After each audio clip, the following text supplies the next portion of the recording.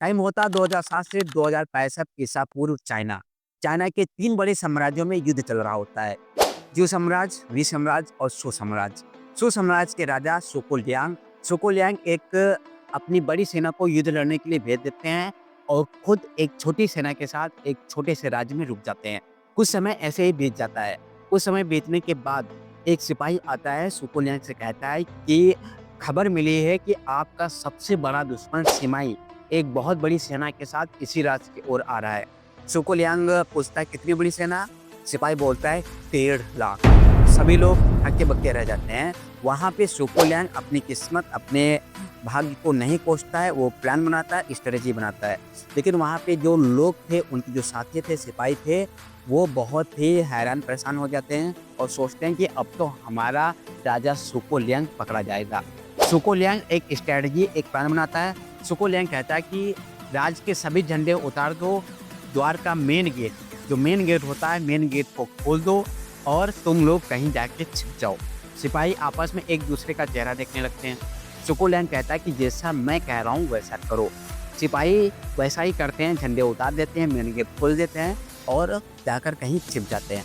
Main gate के सामने एक बड़ी दीवार थी। बड़ी दीवार पे सुकुलियांग बैठकर प्रे करने लगता है। कुछ समय के बाद सिमाई अपनी 1.5 लाख सेना के साथ सुकुलियांग के सामने होता है, लेकिन सुकुलियांग उसको नज़रअंदाज करके, उसको इग्नोर करके प्रेयर करता रहता है। जब सिमाई पहुंचता है सुकुलियांग के सामने तो उसको भरोसा नहीं हो रहा होता है कि सुकुलियांग मेन गेट खोल के कोई आसपास नहीं है, कोई गार्ड नहीं है, कोई रक्षक नहीं है और अकेले ही प्रेयर कर रहा है। उसको इस सीन पर, इस दृश्य पर भरोसा नहीं हो रहा होता है। फिर कुछ सोचने के बाद सिमाई अपनी सेना को कहता है कि पीछे हट जाओ। भाई क्यों? क्यों सिमाई 1.5 लाख सेना के साथ सुकुलियांग पर अटैक नहीं कर पाया? क्यों सिमाई 1.5 लाख सेना को पीछे हटने को कह दिया?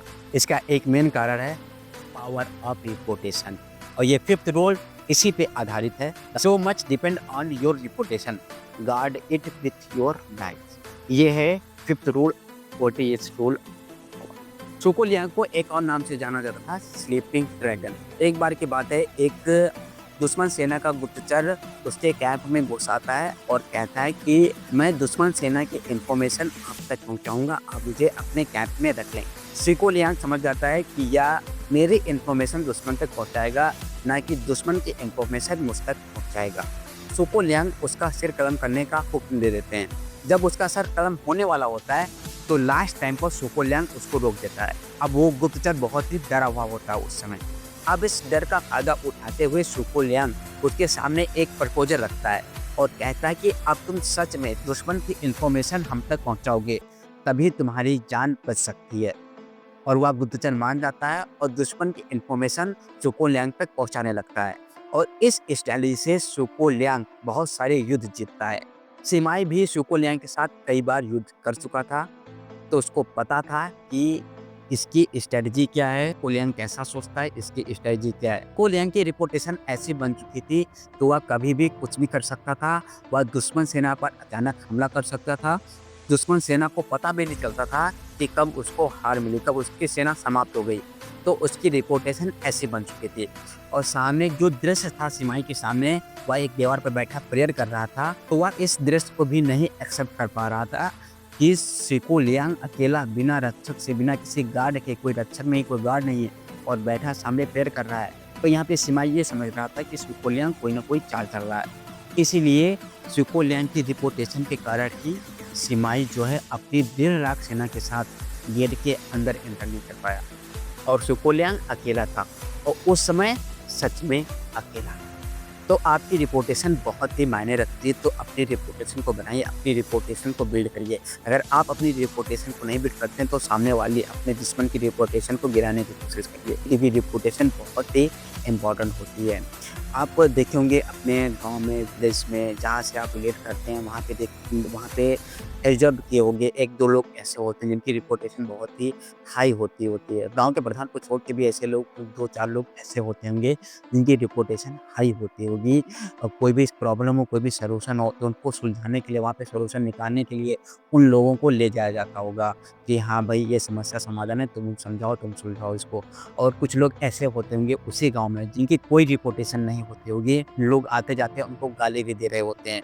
तो अपनी रेपुटेशन को बिल्ड करिए, रेपुटेशन बहुत ही मायने रखती है, तो रेपुटेशन को बिल्ड करिए, उसको बनाइए।